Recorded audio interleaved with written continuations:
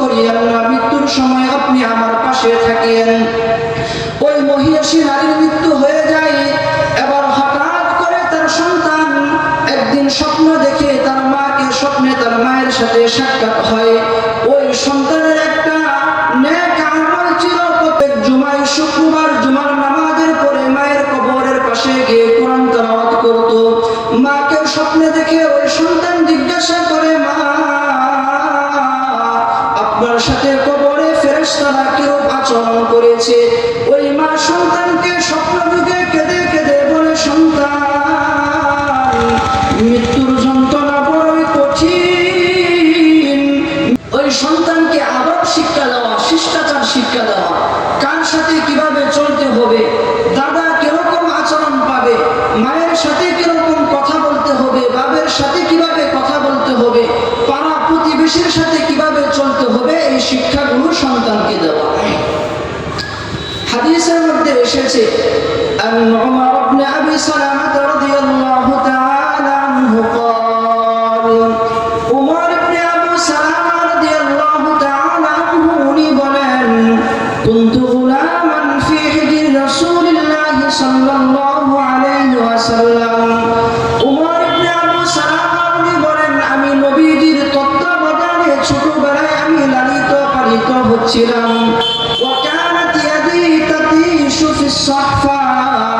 আর আমার অভ্যাস ছিল খাবারের সময় আমার হাত প্লেটের এদিক ওদিক ঘোরাফেরা করতো।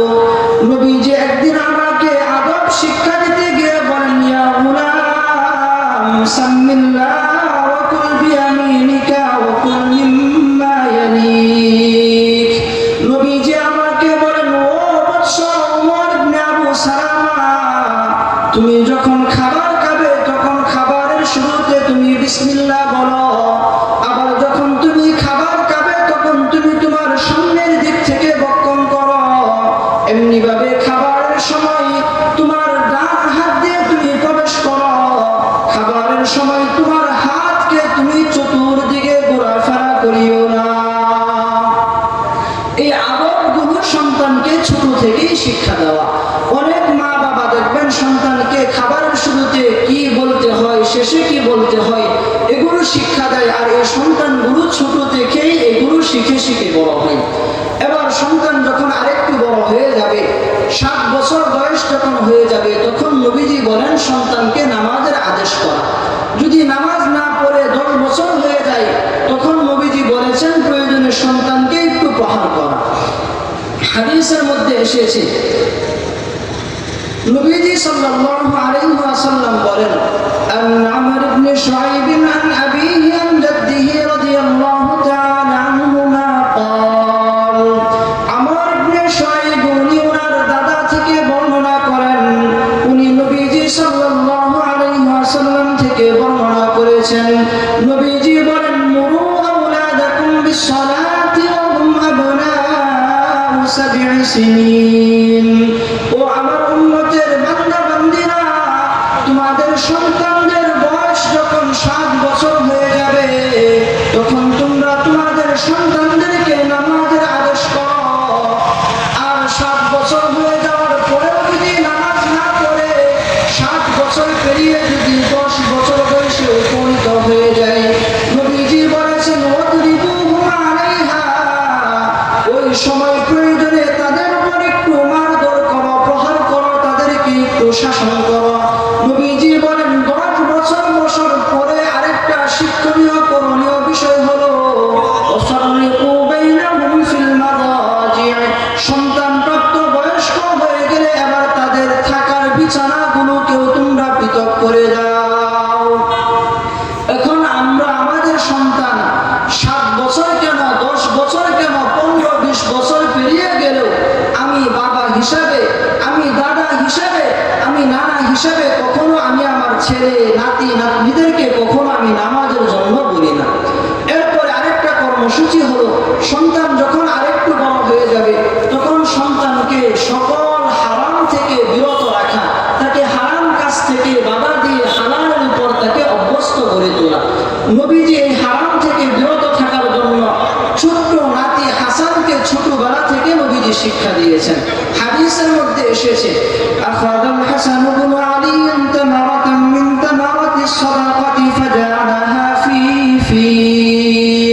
হাসান ইবনে আলী রাদিয়াল্লাহু তাআলা আনহু উনি সদকার খেজুর থেকে একটা খেজুর উনি ওনার মুখের মধ্যে দিয়ে দিয়েছিলেন। আর ওই সদকার খেজুর বনু হাশিম বংশধরদের জন্য, নবীর বংশধরদের জন্য ভক্ষণ করা হালাল ছিল না। এজন্য নবীজি সাথে সাথে তার আদরের নাতনিকে সুন্দর করে বলেন, ওগো হাসান, আমা আলিমতা, তুমি কি জানো না আন্না লা নাকুলুস সাদাকা, আমরা সদকার মাল ভক্ষণ করি না।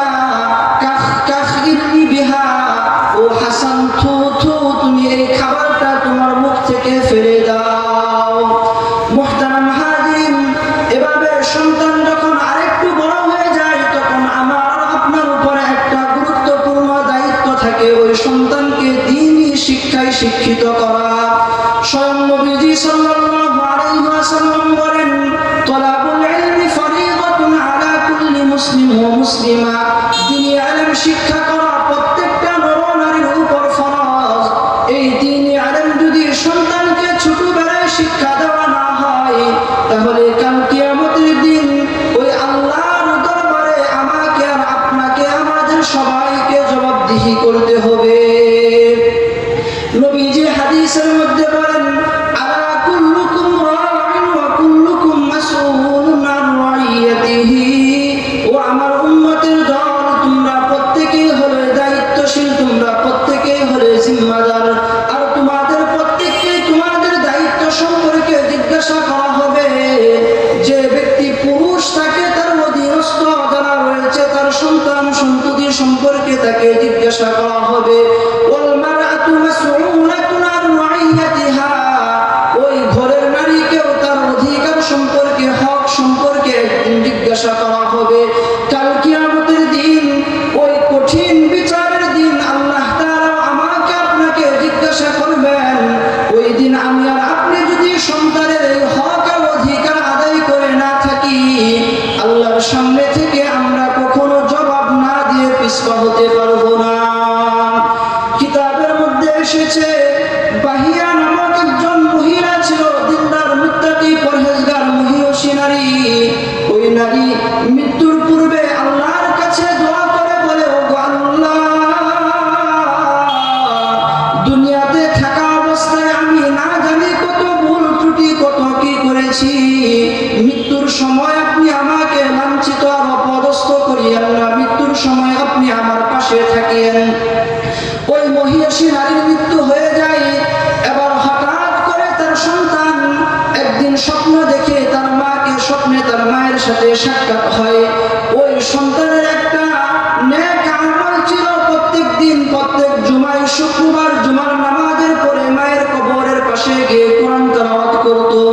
মাকে স্বপ্নে দেখে ওই সন্তান জিজ্ঞাসা করে, মা,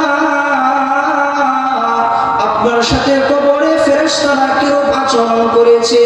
ওই মা সন্তানকে স্বপ্ন যুগে কেঁদে কেঁদে বলে, সন্তান, মৃত্যুর যন্ত্রণা বড়ই কঠিন। মৃত্যুর পরে যারা নেক আমল করে না আসে তাদের জন্য রয়েছে যন্ত্রণাদায়ক শাস্তি। আমার প্রতি আল্লাহ তাআলা বড় সদাচরণ করেছেন, আমার কবরের নিচে রাইয়ান ফুল বিছিয়ে দিয়েছেন, আমার জন্য বাগিচা বিছিয়ে দিয়েছেন। এবার সন্তান মাকে ওই স্বপ্নযুগে প্রশ্ন করে, মা, আমি এমন কি আমল করতে পারি যে আমলের কারণে আল্লাহ আপনার প্রতি রহম করবেন? ওই মা স্বপ্নযুগে সন্তানকে বলে, সন্তান, তুমি ওই শুক্রবারে জুমার পরে যখন আমার কবরের পাশে এসে যখন তুমি কোরআন তেলাওয়াত করো, ওই সময় পুরা কবরবাসী সকলে আমার পাশে এসে খুশিতে তারা আত্মহারা হয়ে বলে, তোমার সন্তান আমাদের জন্য, তোমার জন্য এসে গিয়েছে। এবার আল্লাহ আমাদের জন্য রহম করবেন, আমাদের কবরের আযাবকে মাফ করে দিবেন। কিতাবের মধ্যে পাওয়া যায়, ওই সন্তানের পরে আরেকদিন স্বপ্ন দেখেন, পুরা কবরবাসী সকলে ওই ছেলের কাছে, সন্তানের কাছে এসেছে। সন্তান জিজ্ঞাসা করে, আপনারা কারা? ওই কবরবাসী তারা জবাব দেয়, আমরা হলাম এই করার জন্য তুমি তোমার এই কোরআন তেলাওয়াতের আমলকে তুমি বন্ধ করিও না। তোমার এই